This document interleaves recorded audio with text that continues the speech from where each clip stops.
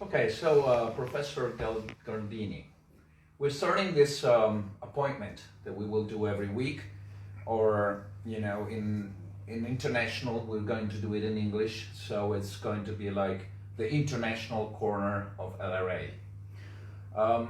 What is your perspective as far as internationally the convergence, what are you trying to achieve on an international level?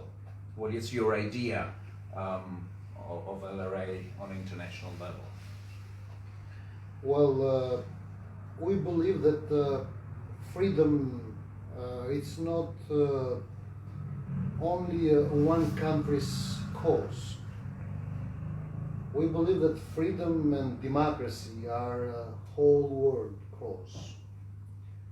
So what we are doing here is trying to make the international community understand that if we don't have the freedom we were looking forward in 1990, and the democracy we thought we won in December 1990 when the communism falls down, it's because something got deformed on the way. European Union is an aspiration for the Albanians.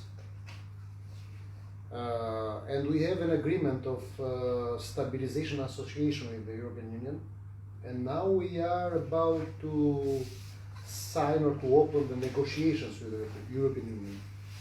But this process of integration, it's not really helping my citizens, my country, to gain the freedom they deserve and to have the democracy they fought for in December 1990, so 30 years ago.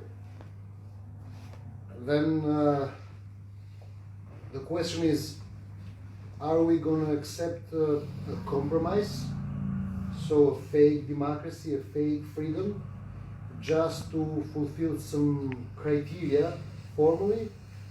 Or are we going to fight for substance, for real ideas, to revive idealism, hope, and aspiration in a country that used to be and is still one of the oldest in this continent? We are by history, we are by nature, we are all naturally European country. So we believe that we belong to that kind of culture.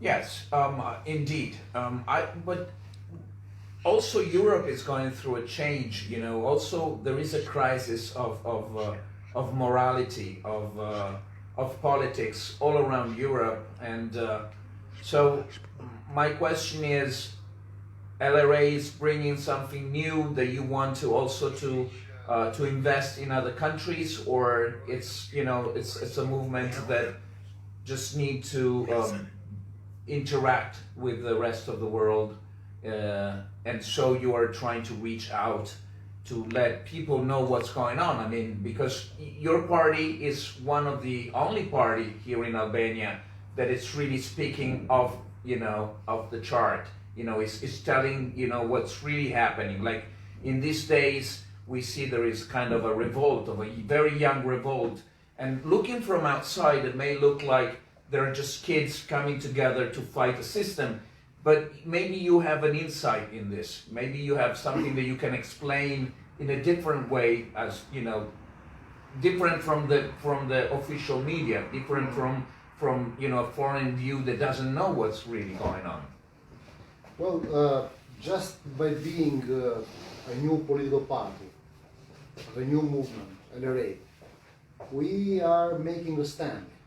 We are making a stand that we want to change the whole thing. We don't want anymore a fake pretension that here somebody is really building democratic institutions, democratic government,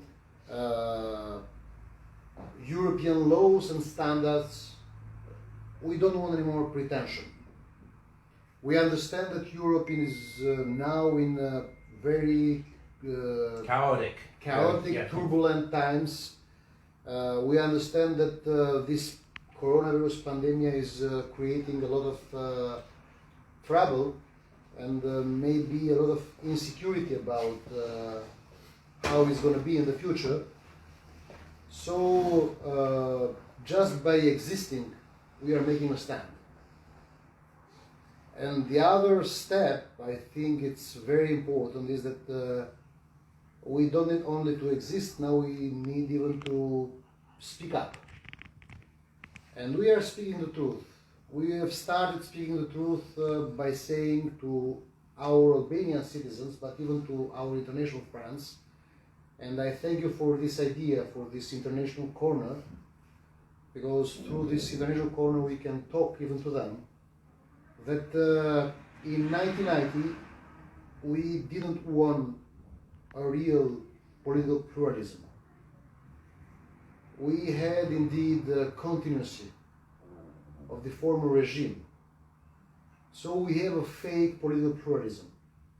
We have more presidentocratic pluralism more than a political pluralism. So what you're saying is that it was a formal change, but not a real one. It was a formal change. During dictatorship we had one-man party, one-man regime. Now we have a group, a bunch, a handful of chairmen, party leaders, party presidents, who are all the party, who are everything. But it's still, you know, like acting like one man. It's like one man, but it's a handful of men acting like one man. So we have a presidentocratic pluralism. One party led by one president, and the president is everything. He decides for everything, who is going to be minister, who is going to be member of parliament, who is going to be city councillor, who is going to be mayor, who is going to be the house cleaner, everything. And this is creating a lot of problems because when we communicate with our international friends, all they see is, do you have elections? Yes, we have elections. And they take notes. But they don't see the reality that it's only one-man party competing with another one-man party. Yeah, I think the main problem, it's also, like you pointed out, you know, the understanding that someone used to democracy has, especially in the United States where democracy is so important, and dualism, it's, you know, it's like we saw in the battle now for the presidency, it has a strong value. It's held by, you know, by everybody in a high place. Here we see that there is a democracy, but again, you know, for someone that is not from this country, it's very difficult to understand the, you know, the game that is playing underneath this, you know, fake, you know, or you know, this. Let me make it clear, very short, and then go to this riot of these teenagers. Please. For example, I support in idea, in concept, the dualism, left and right, government and opposition. If you'd ask me, would I support, for example, a European model of existence of democracy like many parties, I would say no, because they create destability.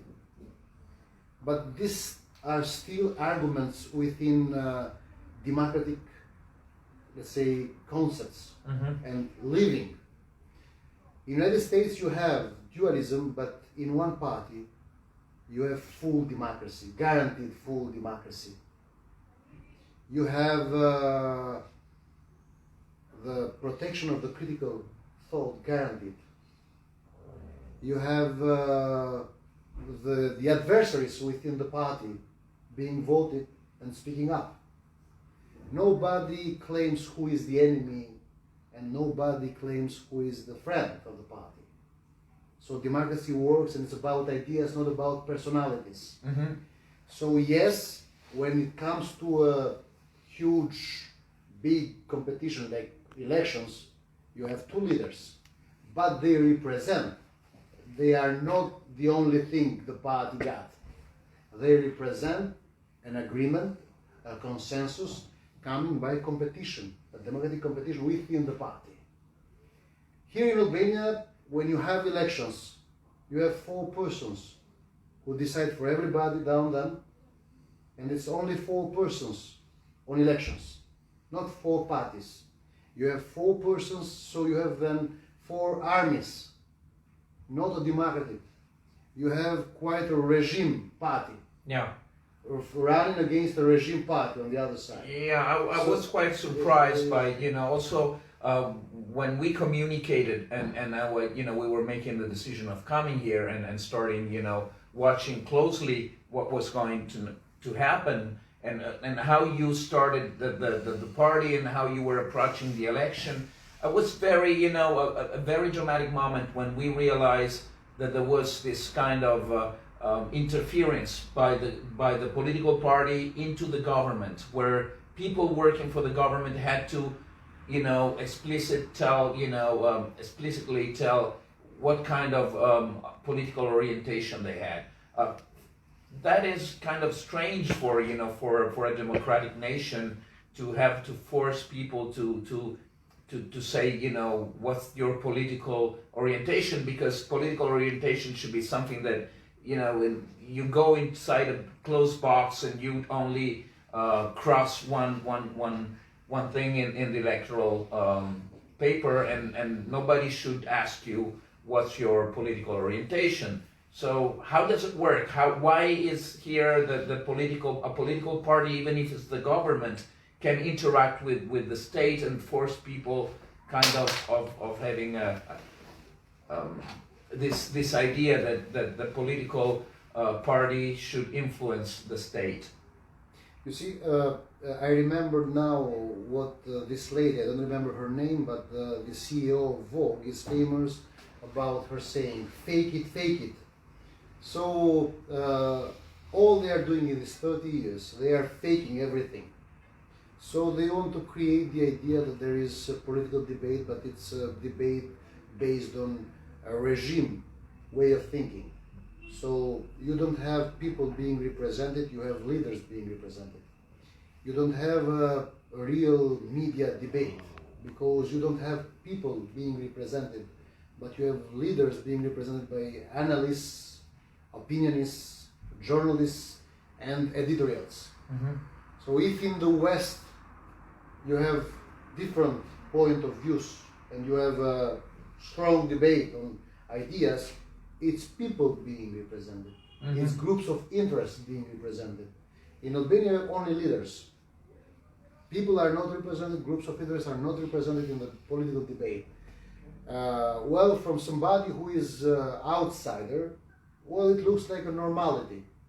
Because they think, when you see it very superficially, when you pass through it with 2 days or 3 days or 1 week, you don't understand it. Because, okay, you say, well, they are debating. Yeah, but now, we see this riot of young kids. Yeah. It's not that a showing of democracy, it's not that the showing that people are trying, or it's not. It's the expression, the exact expression of 4 people, 4 armies. Okay, so yeah, how does it work? Yeah, that's the easiest part to make it more understandable. When there is a one party person, then everybody who is within the party, he or is a soldier or he doesn't exist in the party. Okay. If you are a party member in mostly in these 3 main parties we have, Democratic Party, Socialist Party, and Socialist Movement for Integration, 3 parties, LSI, SP, and PD. Okay. These 3 parties, they used to be the governing parties in these 30 years. And they exist only because the leader of the party is all they got. So the leader of the Socialist Party, he is Prime Minister, but he's everything. He is Prime Minister, he is leader of the party, he is Member of Parliament, he is house cleaner, he is safety guard, he is, a banker, everything. Everybody has his picture, everybody has his face, everybody. If you don't obey to his personality, you are jobless. You are out of the party, you are out of any chance to exist. Then on the other side, it's similar parties. It's LSI. They are based on the personality of the guy who used to be the founder of this party. He's now president of the republic, Ilir Meta, and his wife. Look at that. It's a family party. Husband and wife, they founded the party. And the husband was the leader, and now he is the president. And when he left the party, he couldn't trust anybody else but his wife. You understand? His wife is the leader of the party. And they have the face of the president of the republic. And DP is the same. So they have the face of the former leader of the party, who used to be president of the republic, who used to be prime minister, because it's all about their personality and whom they control, and how many people they can control with the favors they have done, with the money they have shared, with the jobs they have given. The main, let's say, job producer in Albania is the government. Okay. So imagine a little bit. If you are prime minister, every job in the government, in the public administration, 480,000 jobs belong to one man. Okay. So you can have a job or not have a job according to your obedience to this man. Okay. So who are these kids? I ask you a question again. Who are these kids? Where do they come from? They are the last resource of these armies. Okay. Because they used, for example, in 8 years, in these last 7 years mostly, we have had these situations of all kinds of conflictuality. Mm-hmm. The opposition decided to start a protest. They put a big umbrella, a huge umbrella, mm-hmm. like a tent.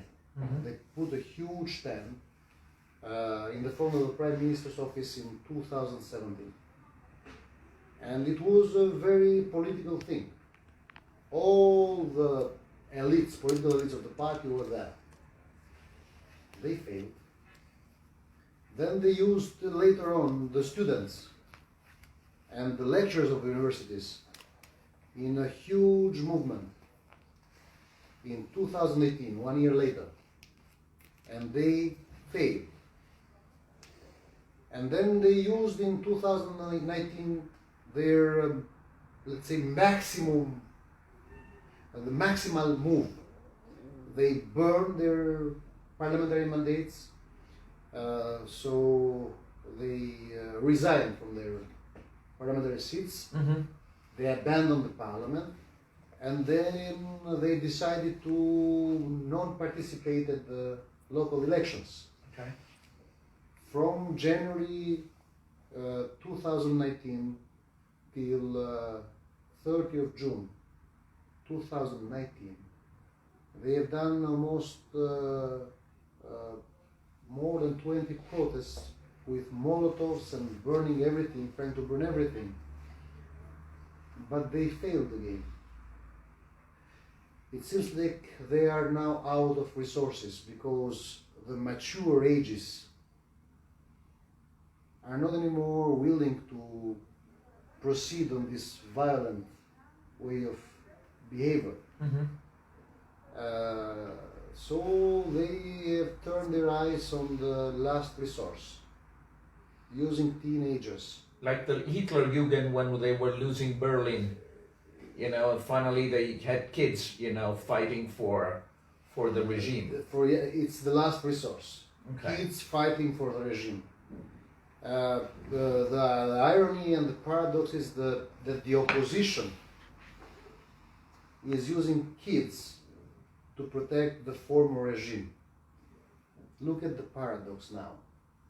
We have a regime in government and the former regime in opposition. Because this is how it exists. Mm-hmm. Because you have always 2 or 3 armies. Mm-hmm. So the form, the shape they have is a regime. Either they are in opposition or in government, they exist like regimes. So they have military affiliation. And the other thing I would say is that anyway, when we have this kind of projection in politics, so three armies, three one-man show parties,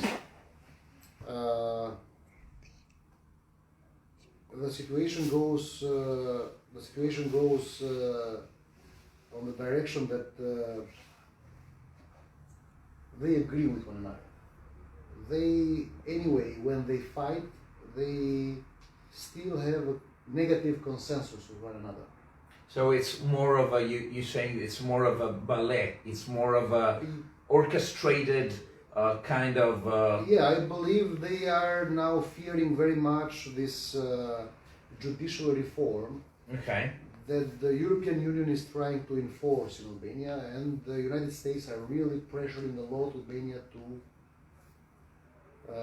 make it happen till the end as soon as possible. But there was a deadline, wasn't it? Well, there is a deadline for the for the completing of the Constitutional Court. Okay. Till the end of December. So in every moment that we have this pressure from the international community to have the judicial reform going forward, somehow these three guys, the Prime Minister, the President of the Republic, and the leader of the opposition with the former president, DP, SP, and LSI, they find a way to divert attention. To start this guerrillas, this Molotov protest, this burning everything. So it's like a blackmail to the West. I believe that all of them are at the same page. They are blackmailing the West so they can achieve an agreement in table. All they want to do, this is what I think. I can't say that it's the pure truth, but it's my presumption that they want to negotiate the product of the judicial reform. Okay, so where is LRA standing for? Where is Arian Galdini standing? You know, in this picture that you just presented us, how is your party, acting in this kind of situation? Where are you standing for the judicial reform? Where are you standing as a party in such a difficult position? Well, we are taking our stand. We are taking our stand knowing that it might be a misunderstanding of our way of thinking and doing. Because all the West, all the international community is asking for is for finding an equilibrium between those guys who have the power to do things. So government and opposition. So usually we know how it works. The international community tries to find a way to settle them down and compromise, make them compromise so things would move forward. Our standing is two sides. One of them is telling to the Albanian citizens the truth. And truth is violence is bad. But we have a negative consensus between three main parties, government, President of the Republic, and the opposition, DP. So nothing there in the squares is about freedom, but it's against the judicial reform. So it's a freedom killing. It's not for freedom. And on the other hand, we are trying to make to the international community understand one thing. They have to start thinking of new resources. Okay, so you think LRA can be that new resource? We are their battlefield soldiers. They have to understand that. They have always been working with the elites, trying to find equilibriums and balances between the elites. We understand Albania is a small country, they don't have much time and attention to focus on the focus lower. on, yes.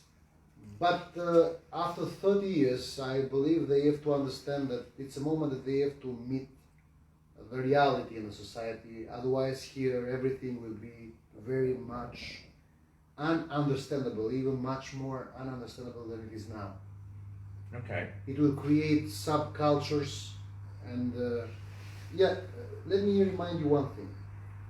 What Paris forgot in 20 or 30 years of building those ghettos around Paris, they forgot to work with the people, with the real people there, and they burned Paris. What happened with other cities who forgot to work with the real people in their districts, in their living places, to understand them? So it came a moment and they exploded. And it's very difficult to negotiate with people who explode, but who really explode. With these teenagers, it's very easy. Go and negotiate with Sali Berisha and Ilir Meta, and they will calm down tomorrow. Now, in 1 second. These are working by order.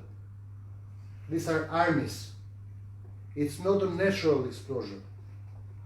It's not a natural riot, teenagers riot. It's an army going there on the streets by order, by direct order and by direct organization, structure. So we believe that now it's a moment, it's a crucial moment. If they really want Albania to be part of the European Union, if they really want Albania to be a country that uses its strength and capacity to be a peace-making country in Balkans, to contribute to stability in Balkans, because never forget one fact, that you have Northern Macedonia with Albanian community in it. So you have a multi-ethnic country here in our corner. Albanians live there. You have Kosovo with 98% Albanians. You have Montenegro with Albanians living there. So Albania has a role to play in Balkans, to have peace and stability prevail, not conflictuality. But if Albania is not stable, if Albania it's a fake democracy with 2 or 3 bosses or pashas, sultans, 2 or 3 leaders who have created their parties as their feuds, then you'll never have stability, because they'll misuse conflictuality for the sake of their power play. My, let's say, idea is that we are, I don't know whether they understand it or not, but we are the last of the Mohicans. LRE, this party, is the last of the Mohicans. We are saved by, I don't know, by a casualty. We are like a meteor coming here. Believe me, it's not an exaggeration. We could have been implicated on the political game here. We could have compromised with the power players here to achieve things. But we have decided to be on our own, just as LRE.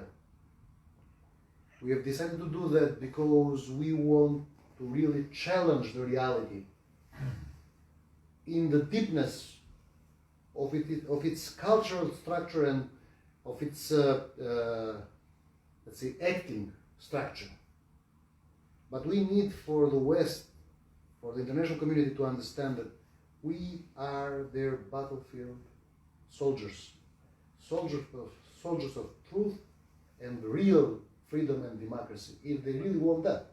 If they really want that. Well, it's that's the idea behind this, this meeting that we're going to do every week, trying to inform, more focus on international level.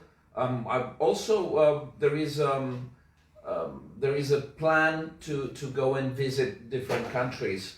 in the next few months before the election. I think, what's the plan? Do you want to say anything about the fact that you are meeting, you want to, you have a plan to go in internationally and meet with people, or you think it's premature? No, I think all we are, let's say, planning to do is starting the communication. Mm-hmm. Opening a channel. Opening a channel and letting know to everybody who is trying to understand what's going on in Albania that there is a new resource. They can use it, they can ignore it. That's perfectly okay. But we are here. We are taking a stand and we'll go till the end. Okay. Because we don't believe in these ideas just because we need friends. We believe on these ideas because we need to change our country. This is our primary goal. And we are going to do it either way. We are going to stand till the end on this idea and on this battle anyway. Of course, on the other hand, we are not doing that for friends, but we need friends. And we cannot do it alone. We cannot make it alone. We can resist alone. We can give an example alone. Maybe we can win some battles alone. But in order to really make history, because what we are doing here is trying to make history. Well, you remind me, and then we close, and then we'll, we'll see each other next time. You remind me of a very dramatic and very romantic hero of Albania, Skanderberg, where he fought against armies that were much bigger than his, with a small group of people, but he also reached out to other countries to find the resources sometimes, and he became this incredible figure that stood alone against a huge empire of the Ottomans, and he stopped them for more than 25 years. So do you feel the same way? Do you feel you're fighting a battle that is is somehow mystical, is somehow it's greader than your forces, but you will stand the encounter, you will stand the ground? Well, I feel like Skanderbeg is a very much inspiring figure. It's our national hero, but he is a European hero as well. And I'm proud that he used to be, let's say, our national pride for a long period. But I am a very small, simple person. I am just a lecturer at the university. I have a passion. My passion is to go in university and lecture to my students. When I decided to enter in politics, I did it because I understood that at the moment I became father, I was not living anymore for myself, and myself is not anymore the goal. I understood that I was living for my two sons, and I made two questions to myself when I decided to do this. The first question is, what am I going to do? How am I going to grow my sons here? Am I going to do, let's say, an isolated life as a lecturer? I am well paid. My wife works in an institution. She is well paid. So we can do an isolated private life really cool. But on the other hand, my two sons will live here. And the reality here is the one it is. Every year we have riots, every year we have people going on the streets, burning everything. So things are, let's say, speaking badly for the future. Nothing changes. It's a hopeless country. 79% of the youth, of the youngsters, want to leave the country. 79% want to leave the country now. Incredible numbers. So the Albanian parents have two choices. Or they have to change this country, so their youngsters, their sons and daughters will stay here, or they will all work to find a way to take them out. Yeah. So my question is, am I gonna find my personal private oasis, or am I gonna do a fight, a real fight to change the country? I have decided to change the country. I have decided to do this battle for my two sons, and my concept of LRE is very simple. We are not a conventional party. We are a party with two mottos: parenting and patriotism. Why parenting? Because each one of us is going to fight here in this political fight as a parent, so to make the country better for our children. And as patriots, because we want to bring this country up, so we will revive the national pride, our dignity, national dignity, which is completely destroyed or jeopardized or undermined by our political elites and regimes. So I am a dreamer. I am a dreamer. I am not a politician. I don't know whether I know how to do politics, but for sure, believe me, I know how to fight. I'm a fighter. You said to me Skanderbeg. I'll give you another example that everybody knows. Robert Bruce. Robert Bruce decided to fight against the English buyer. And when he decided to do that, he had nothing. They killed his family, they killed his relatives, they killed his friends. They bought his best friends, and he remained alone, and for a long period of let's say escape, for months and months he was living on the mountains, on the forests, without food, without hope, without anything. Nobody could even give him a shelter, because if the English Empire would hear that somebody gave him shelter, they would burn the whole village. But he did history. So we are not a party that is trying to build up on numbers. We are trying to build up on ideas, on values and resistance.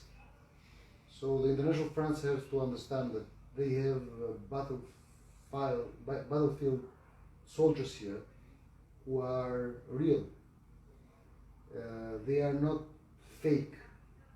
They are not trying to find the next compromise or the next good deal. We are not here for the good deal. Okay. You understand? Yeah. We are here to make history. And you know, I think, you know, you're already making history. This is, you know, a party that is growing, and the next, you know, we're gonna have to do many appointments with International Corner with friends, and the next time I will like to address, you know, some more specific question about your background, where you're coming from, and so, you know, also your, you know, American formation, where you met so many people and you form your ideas and you form your political strength. And also is it very interesting to us to understand, and I think it's very interesting for the whole international community to understand, from nothing you started this party that now has, you know, it's growing so fast. You know, you started the registration, we have meetings every day, and there are so many people coming together with this spirit, you know, of making history. Well, You asked me whether we are like Skanderbeg. I told you no. Skanderbeg is an inspiration, but if there is a story you could tell about this party, the party of the simple man. Simple man challenging a regime, but a very complicated regime because it's a regime with a negative consensus between government and opposition. So this is the story of simple man coming up. And so it's a bottom-up revolution. A bottom-up revolution.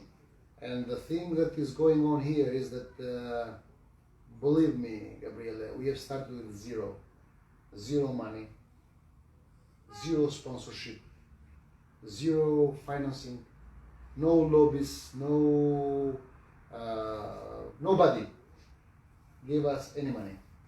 Nobody, zero. It's hard to believe because today you see, you have a structure, you have flags all over the place, you have a... We started by zero, and we are telling everybody here, we have zero. We have zero. We have zero money, and we have zero media. One of the things that it's really hard for us is because the media is, by order of the regime, has decided to ignore us. We do not exist. But it was also a choice of yours not to, not to be presented in the media. Just it was a blockage from the regime, but also you are very picky about who you talk to. You also, That's true. Well, then I have a friend who says to me always, being smart is not a sin. Being smart is not a sin, and I'll tell you that when I understood that there is a blockage by the media, then I said, why not use that for good? Okay. So yes, they block us, they censorship us, then we decided to use that for good, so to distinguish ourselves by the other parts. And it's going well, only with one Facebook page. You have seen it yourself. Yeah, and it's not working properly. I mean, even Facebook now is facing some kind of they trouble. are reporting us. The regime is reporting our page very much, so they want to block it, or they want to restrict it, or they want to have it smaller. They want to diminish, because it's a huge audience. Yeah, it's been growing. I mean, it's incredible. We started with one simple. We have every day in the evening at 6:30 p.m. every day this live communication on Facebook called the Corner of Hope. And the audience of the Corner of Hope is amazing. People come there because they want to hear there, they want to follow it. And the minimum we got is 10,000 per day. 10,000 people every day is the minimum. But we have got even 30,000, 40,000, 50,000, 60,000 people coming per day to follow the Corner of Hope. But we're going to talk next time more about it. I don't want to make this too long, but also I wanted to point out something, also that we seen happen. It seems like after you talk at the Corner of Hope, then the main parties pick up the ideas. And the next day they have, they release informations, or they release, some kind of ideas that that you presented the day before on the Corner of Hope. What's your feeling about this? You feel like they're watching you. What do you feel about? Well, I'm happy because we got the furniture. They do the delivery.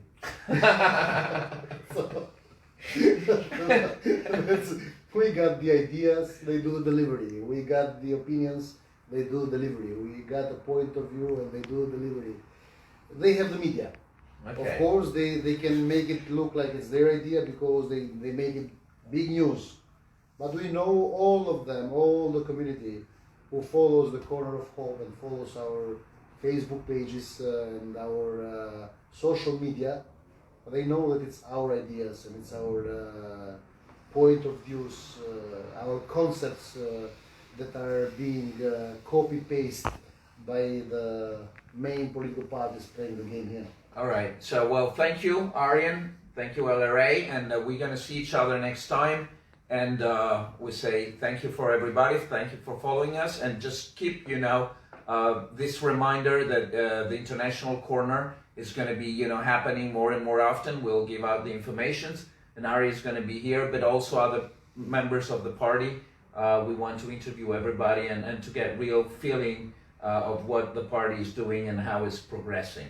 Thank you very much, Gabriele, and I really appreciate it. We needed that. We need to talk even in English. We need to talk to our international friends, and you got an excellent idea. At this point, I am just a servant in the whole thing. I'm not a leader, I'm just a servant. And I'm wondering what that makes me. Okay. Well, you are the master of the interview. Okay. Well, thank you, and I'll see you next time on the Corner of International.